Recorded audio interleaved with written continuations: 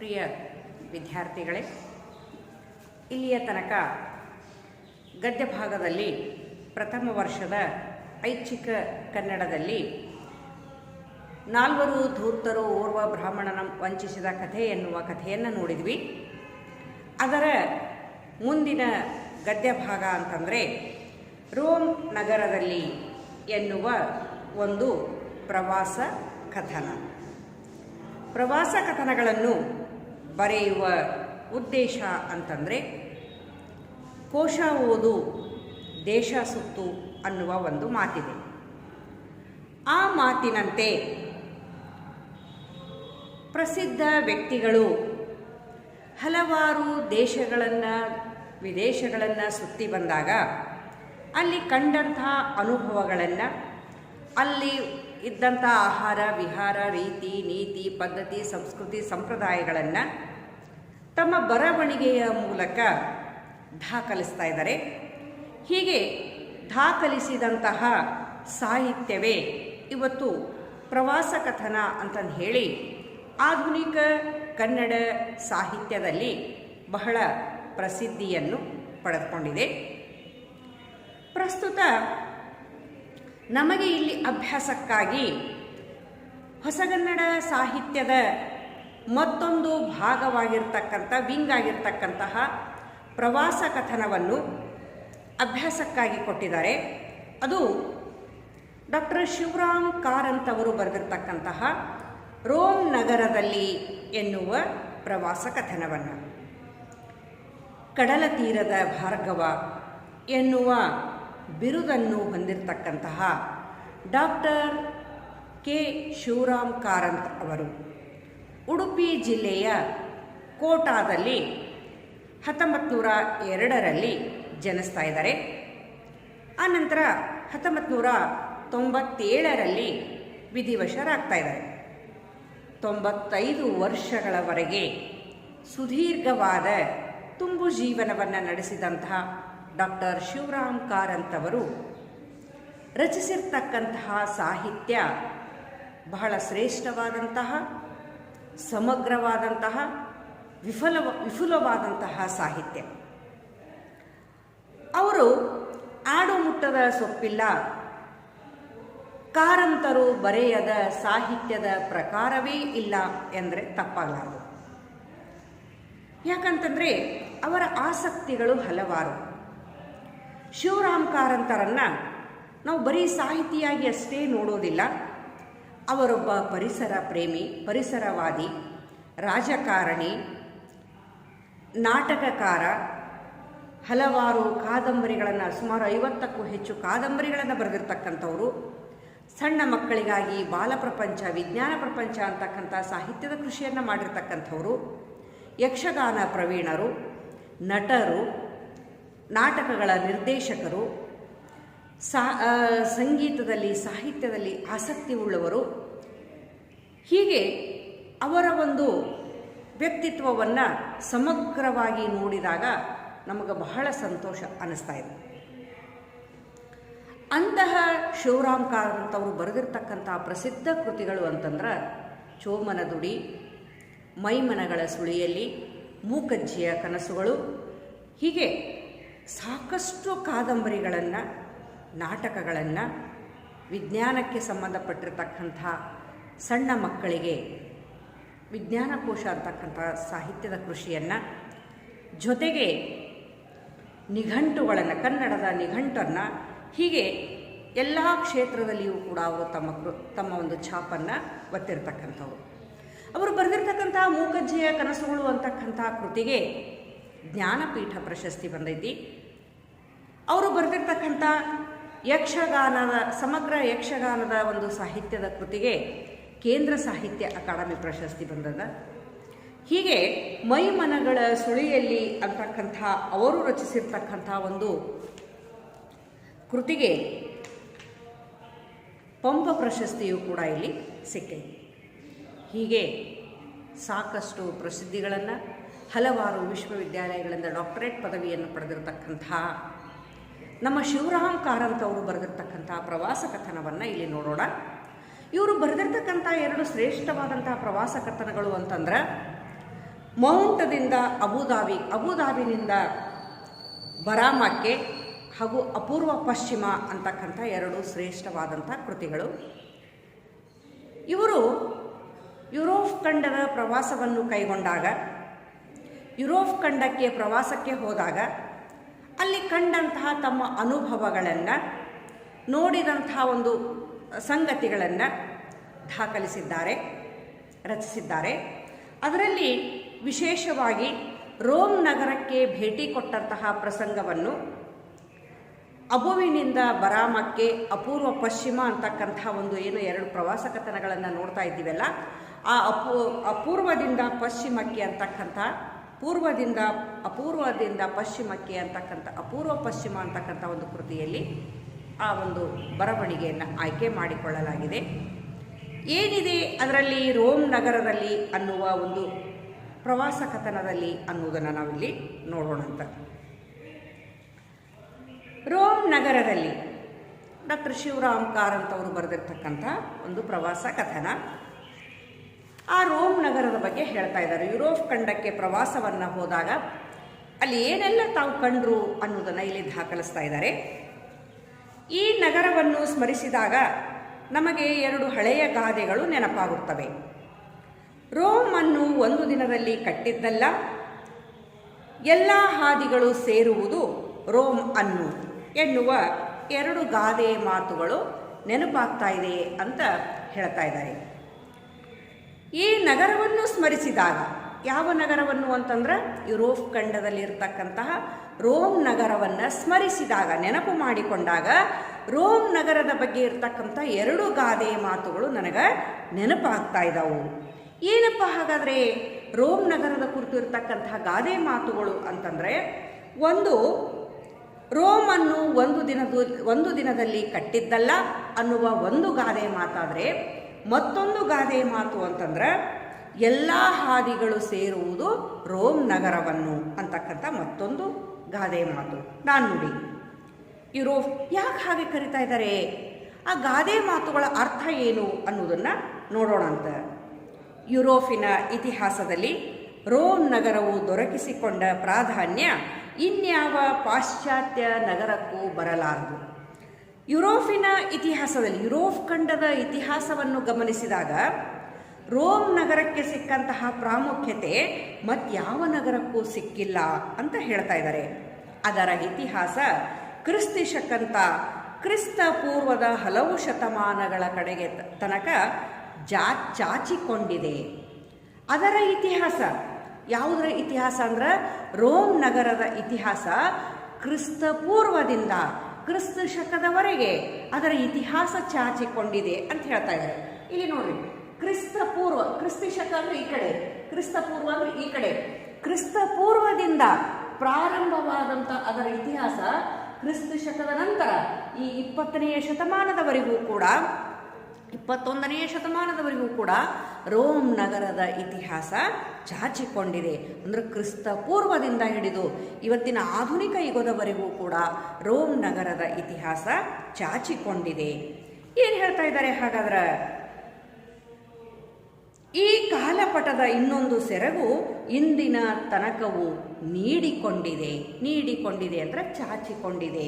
ಈ ರೋಮ್ ನಗರದ ಕಾಲಪಟಲ ಇವತ್ತ 21ನೇ ಶತಮಾನದವರೆಗೂ ಕೂಡ ಚಾಚಿಕೊಂಡಿದೆ. ಸಾಮ್ರಾಟ್ ಅಗಸ್ಟಸ್, ಜೂಲಿಯಸ್ ಸೀಸರ್, ಎಡ್ರಿಯಾನ್ ಮೊದಲಾದವರಿಂದ ತೊಡಗಿದ ರಾಜಕೀಯ ಜೀವನ ಮುಸೋಲೋನಿಯ ಆಳ್ವಿಕೆಯ ತನಕ ಹಬ್ಬಿದಂತಹ ಒಂದು ವಿಸ್ತಾರವಾದ ಮಾನವ ಕುಲದ ಇತಿಹಾಸ ಇದು ಎನ್ನುವಷ್ಟು ಪ್ರಬಲವಾದದ್ದು. ಏನು ಹೇಳ್ತಾ ಇದ್ದಾರೆ ಹಾಗಾದರೆ ಅಂತಂದ್ರೆ, ಸಾಮ್ರಾಟ್ ಅಗಸ್ಟಸ್, ಜೂಲಿಯಸ್ ಸೀಸರ್, ಕ್ರಿಸ್ತಶಕದ ಆರಂಭದಲ್ಲಿ ಇದ್ದಂತಹ ಜೂಲಿಯಸ್ ಸೀಸರ್, ಸಾಮ್ರಾಟ್ ಅಗಸ್ಟಸ್, ಆಮೇಲೆ ಎಡ್ರಿಯಾನ್ ಅಂತಕ್ಕಂತಹ ಸಾಮ್ರಾಟರಿಂದ ಪ್ರಾರಂಭವಾದಂತಹ ರೋಮ್ ನಗರದ ಇತಿಹಾಸ ಇವತ್ತು 20ನೇ ಶತಮಾನದ ಅಂದರೆ 21ನೇ ಶತಮಾನದ ತನಕವೂ ಕೂಡ ಅದರ ಇತಿಹಾಸ ಚಾಚಿಕೊಂಡಿದೆ ಅನ್ನೋದನ್ನು ಇಲ್ಲಿ ಹೇಳ್ತಾ ಇದ್ದಾರೆ. ಇವತ್ತಿನ ರೋಮ್ ನಗರದಲ್ಲಿ ಅದರ ಪೂರ್ವಯುಗದ ಮತ್ತು ಮಧ್ಯಯುಗಗಳ ಇತಿಹಾಸದ ಸ್ಮಾರಕಗಳು ತುಂಬಿಕೊಂಡಿವೆಯಲ್ಲದೆ ಅದು ಬಹುಮಟ್ಟಿಗೆ ಪ್ರಾಚೀನ ನಗರವಾಗಿಯೇ ಕಾಣುತ್ತದೆ. ಇವತ್ತಿನ ರೋಮ್ ನಗರದಲ್ಲಿ, ಇವತ್ತು ಆಧುನಿಕ ಯುಗದಲ್ಲಿ ಅದರ ಇತಿಹಾಸ ಕ್ರಿಸ್ತ ಪೂರ್ವದಿಂದ ಪ್ರಾರಂಭವಾಗಿ ಕ್ರಿಸ್ತಿ ಶಕದಿಂದ ಮುಂದುವರಿದು ಇವತ್ತು ಆಧುನಿಕ 20-21ನೇ ಶತಮಾನದವರೆಗೂ ಅದರ ಇತಿಹಾಸ ಚಾಚಿಕೊಂಡಿದೆ ಅಂತ ಹೇಳಿದ್ವಿ. ಹಾಗಾದರೆ ಇವತ್ತಿಗೂ ಕೂಡ ನಾವು ರೋಮ್ ನಗರಕ್ಕೆ ಹೋಗಿ ನೋಡಿದಾಗ ಅದರ ಮಧ್ಯಯುಗಗಳ ಇತಿಹಾಸದ ಸ್ಮಾರಕಗಳು ಅಂದರೆ ಹಳೆಯ ಕಾಲದ ಕಟ್ಟಡಗಳು, ಪಳಿಯುಳಿಕೆಗಳು ಇನ್ನೂ ರೋಮ್ ನಗರದಲ್ಲಿ ಸುಸ್ಥಿತಿಯಲ್ಲಿ ಇರುವುದನ್ನು ನೋಡಿದರೆ ನಮಗೆ ಆಧುನಿಕ ರೋಮ್ ನಗರ ಕಂಡು ಬರೋದಿಲ್ಲ. ಹಳೆಯ ಕಾಲದ ರೋಮ್ ನಗರವೇ ಇನ್ನೂ ಕಣ್ಣು ಮುಂದೆ ಕಟ್ಟಿದಂತೆ ಕಂಡು ಬರ್ತೈತಿ ಅನ್ನೋದನ್ನ ಇಲ್ಲಿ ಹೇಳ್ತಾ ಇದ್ದಾರೆ. ನೋಡ್ರಿ, ಇವತ್ತಿನ ರೋಮ್ ನಗರದಲ್ಲಿ ಅದರ ಪೂರ್ವಯುಗದ ಮತ್ತು ಮಧ್ಯಯುಗಗಳ ಇತಿಹಾಸ ಸ್ಮಾರಕಗಳು ತುಂಬಿಕೊಂಡಿವೆಯಲ್ಲದೆ ಅದು ಬಹುಮಟ್ಟಿಗೆ ಪ್ರಾಚೀನ ನಗರವಾಗಿಯೇ ಕಾಣಿಸುತ್ತದೆ. ಅದು ಬಹುಮಟ್ಟಿಗೆ ಇವತ್ತಿಗೂ ಹೋಗಿ ನಾವು ರೋಮ್ ನಗರವನ್ನು ನೋಡಿದಾಗ ಅದು ಇನ್ನೂ ನಮಗೆ ಹಳೆಯ ಕಾಲದ ರೋಮ್ ನಗರ ಕಂಡಂಗನ ಕಾಣ್ತೈತಿ. ಅಂದ್ರೆ ಇದರ ಅರ್ಥ ನಾವು ಬಿಜಾಪುರಕ್ಕೆ ಭೇಟಿ ಕೊಟ್ರೆ ಬಿಜಾಪುರ ನೋಡ್ತಾ ನೋಡ್ತಾ ಅಲ್ಲಿ ಹಳೆಯ ಕಾಲದ ಆದಿಲ್ ಶಾಹಿಯ ಕಾಲದ ಅಥವಾ ರಾಜ ಮಹಾರಾಜರ ಆಳ್ವಿಕೆ ಮಾಡಿ ಹೋದಂತಹ ಒಂದು ಸ್ಮಾರಕಗಳನ್ನು ನಾವು ಬಹಳಷ್ಟು ಪ್ರಮಾಣದಲ್ಲಿ ನೋಡ್ತೀವಿ. ಹಾಗಂದ ಮಾತ್ರಕ್ಕೆ ಬಿಜಾಪುರ ಇನ್ನೂ ಹಳೆಯ ರೂಪದಲ್ಲಿ ಐತಿ, ರಾಜ ಮಹಾರಾಜರ ಕಾಲದಲ್ಲಿ ಹೆಂಗಿತ್ತೋ ಹಂಗ ಐತಿ ಅಂತ ಅರ್ಥ ಅಲ್ಲ. ಆಧುನಿಕತೆನೂ ಅದ, ಹಳೆಯ ಕಾಲವೂ ಅದ. ಹಂಗ ಈ ರೋಮ್ ನಗರಕ್ಕೆ ನಾವು ಇವತ್ತು 21ನೇ ಶತಮಾನದಲ್ಲಿಯೂ ಕೂಡ ಭೇಟಿ ಕೊಟ್ರೆ ಇನ್ನೂ ಹಳೆಯ ಕಾಲದ ರೋಮ್ ನಗರದ ಸ್ಮಾರಕಗಳು ನಮಗಲ್ಲಿ ಕಂಡು ಬರ್ತಾವು ಅನ್ನೋದನ್ನ ಹೇಳ್ತಾ ಇದ್ದಾರೆ. ಮುಂದೇನಾಗ್ತಾ ಇದೆ? ಅಗಲವಾದ ಬೀದಿಗಳು, ಸುಂದರವಾದ ಪಿಯಾಜಗಳು, ಕಾರಂಜಿಗಳು, ಸ್ಮಾರಕಗಳು, ಅರಮನೆಗಳು ಅನೇಕ ಇವೆ.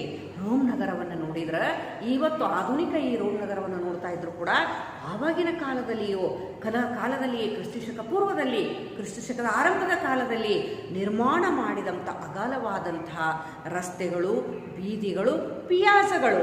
ಪಿಯಾಜ್ ಅಂದ್ರೆ 4 ರಸ್ತೆಗಳು ಕೂಡ್ತಕ್ಕಂಥ ಚೌಕ್ ಇರ್ತದಲ್ಲ, ಅದಕ್ಕೆ ಏನಂತಾರ ಇಲ್ಲಿ ಪಿಯಾಜಗಳು ಅಂತ ಇದ್ದಾರೆ.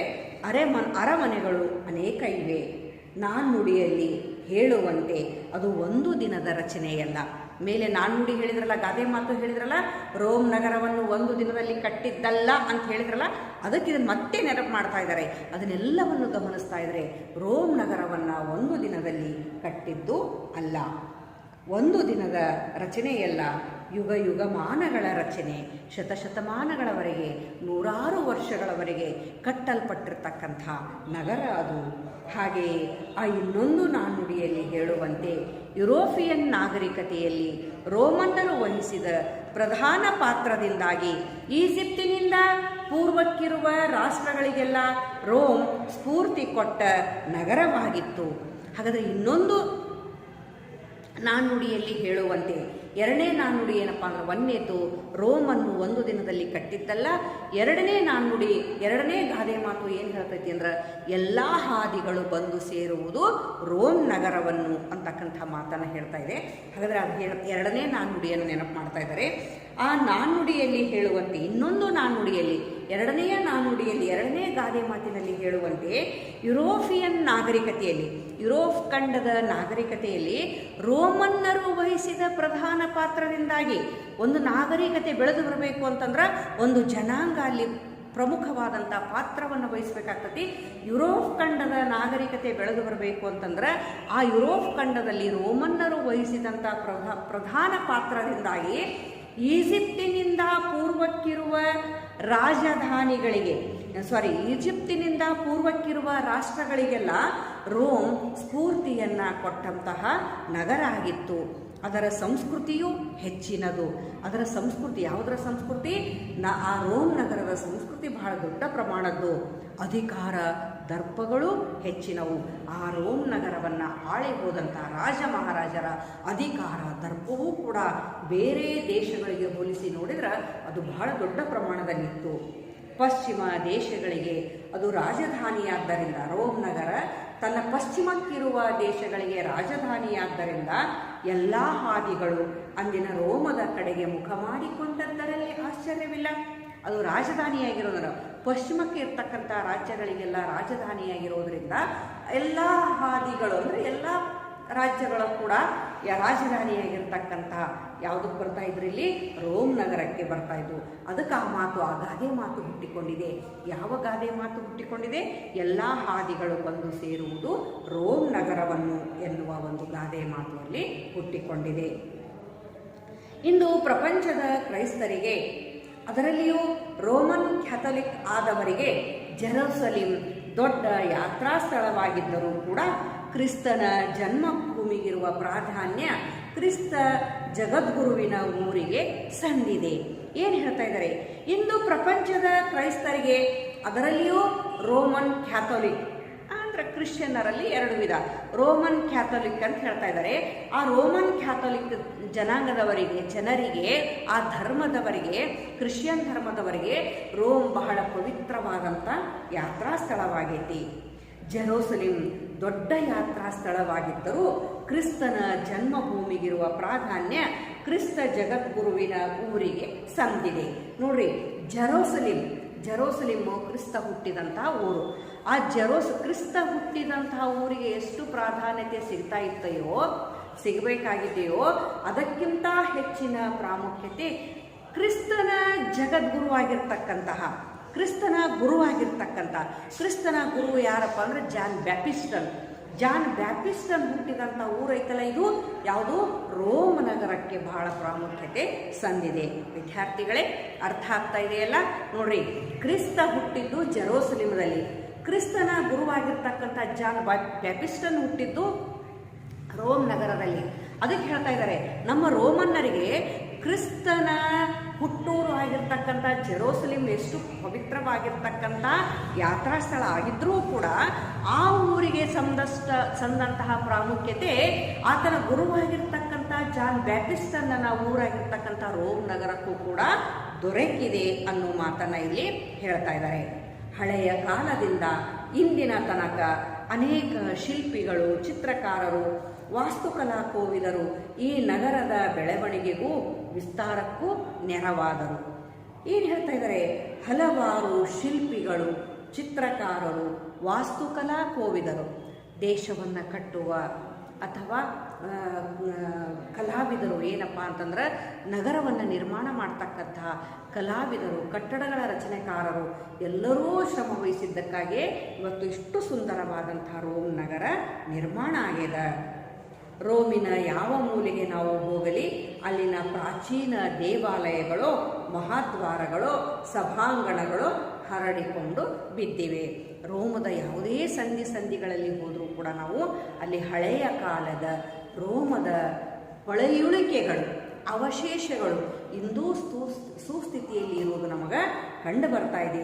ಯಾವುದೇ ಒಂದು ರಸ್ತೆಗೆ ಹೋಗ್ರಿ, ಯಾವುದೇ ಒಂದು ಬೀದಿಗೆ ಹೋಗ್ರಿ, ಅಲ್ಲಿ ದೇವಸ್ಥಾನಗಳು, ಸಭಾಂಗಣಗಳು ಅಂದರೆ ಪ್ರಾರ್ಥನಾ ಮಂದಿರಗಳು, ಚರ್ಚ್ಗಳು ಈ ರೀತಿ ನಮಗಲ್ಲಿ ಕಂಡು ಬರ್ತಾವು.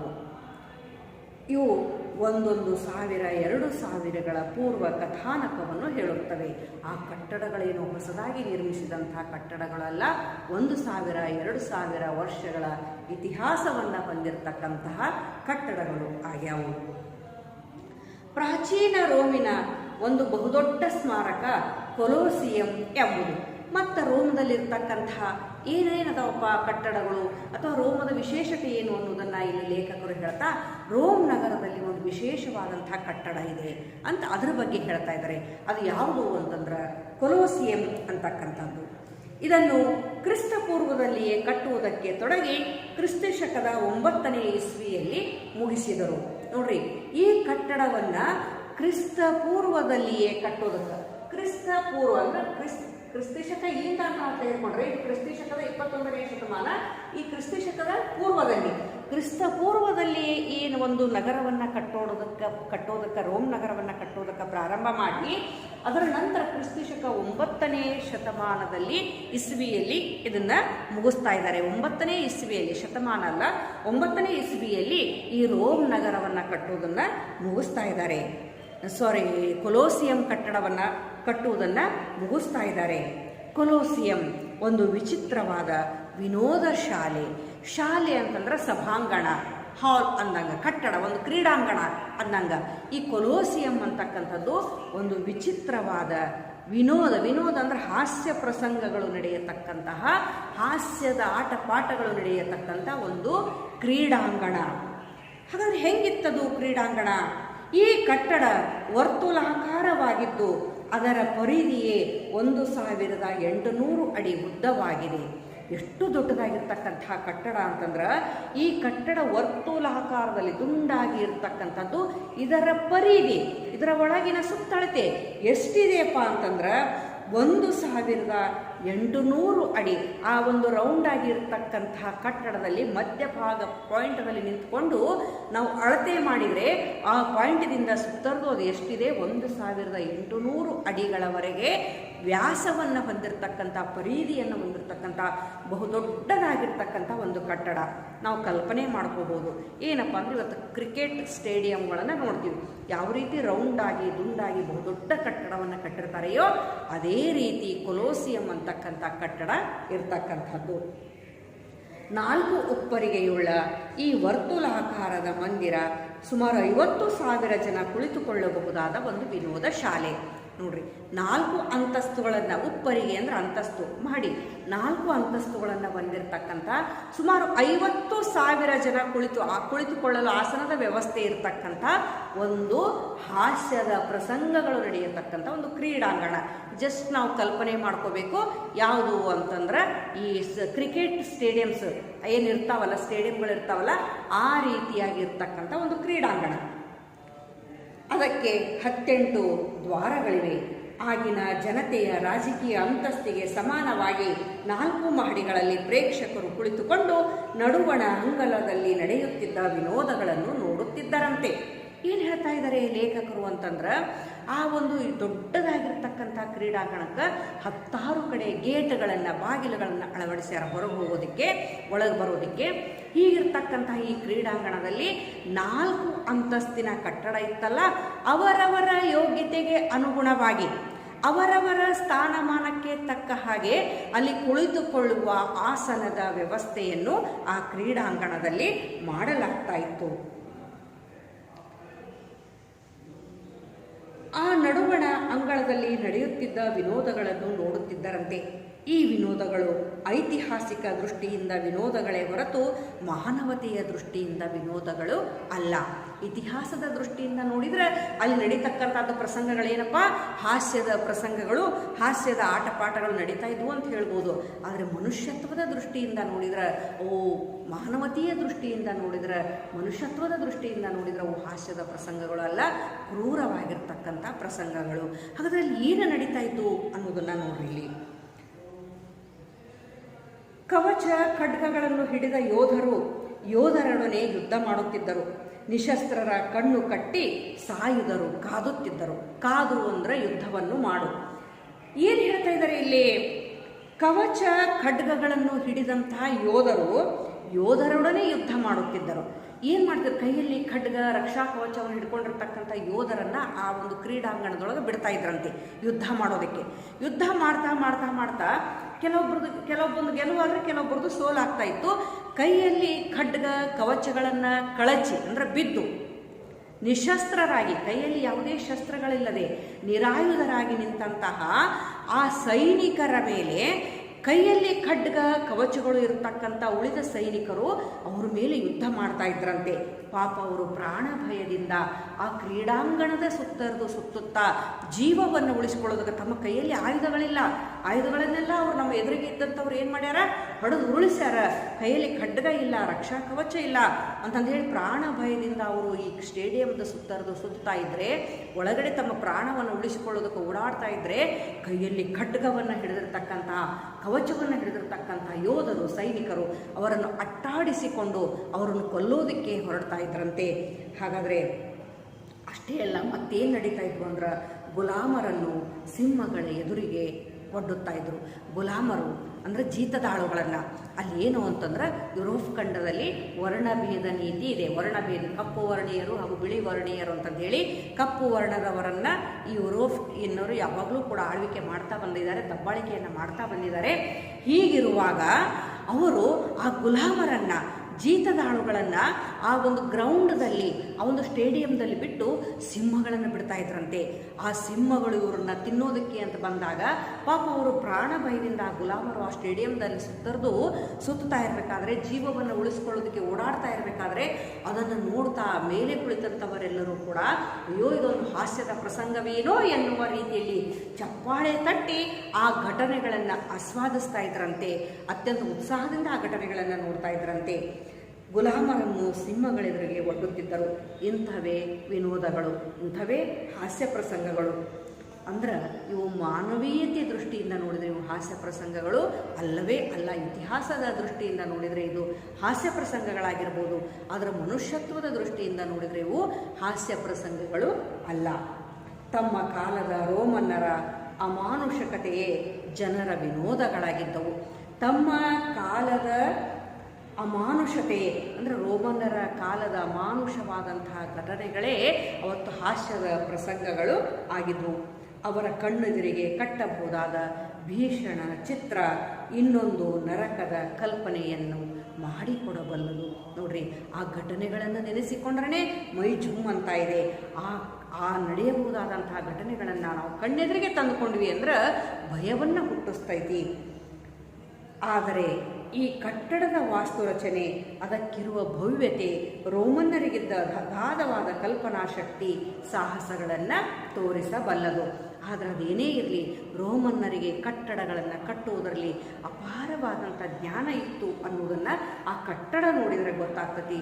ಅಷ್ಟೊಂದು ಸುಂದರವಾಗಿ ಒಂದು ಅದ್ಭುತವಾದಂಥ ಈ ವಿನೋದ ಶಾಲೆಯನ್ನು ಅವರು ಏನು ಮಾಡ್ಯಾರ, ಇಲ್ಲಿ ನಿರ್ಮಾಣ ಮಾಡ್ಯಾರ ಅಂತ ನಮ್ಮ ಕಾರಂತರು ಆ ರೋಮ್ ನಗರದಲ್ಲಿದ್ದಂಥ ಒಂದು ಕಟ್ಟಡದ ಬಗ್ಗೆ ಹೇಳ್ತಾ ಇದ್ದಾರೆ. ಕೊಲೋಸಿಯಂ ಎನ್ನುವ ಕಟ್ಟಡದ ಬಗ್ಗೆ ಹೇಳ್ತಾ ಇದ್ದಾರೆ. ಈ ಸ್ಥಳಕ್ಕೆ ಸಮೀಪವಾಗಿ, ಯಾವ ಸ್ಥಳಕ್ಕೆ ಅಂತಂದ್ರೆ ಈ ಕೊಲೋಸಿಯಂ ಅನ್ನುವ ಸ್ಥಳಕ್ಕೆ ಸಮೀಪವಾಗಿ ಕಾನ್ಸ್ಟಂಟೈನ್ ದೊರೆಯ ಸ್ಮಾರಕವಾದ ಒಂದು ಮಹಾದ್ವಾರವಿದೆ. ಕಾನ್ಸ್ಟಂಟೈನ್ ದೊರೆಯ ಸ್ಮಾರಕವಾದ ಒಂದು ಮಹಾದ್ವಾರ ಇದೆ ಅಂತ ಹೇಳ್ತಾ ಇದ್ದಾರೆ. ಹಾಗಾದರೆ ಆ ಕಾನ್ಸ್ಟಂಟೈನ್ ದೊರೆಯ ಬಗ್ಗೆ ನಾವು ಮುಂದಿನ ತರಗತಿಯಲ್ಲಿ ವಿಚಾರವನ್ನು ಮಾಡೋಣ. ಮುಂದಿನ ಕ್ಲಾಸಲ್ಲಿ ಮತ್ತೆ ನಾನು ಕಂಟಿನ್ಯೂ ಮಾಡ್ತೇನೆ.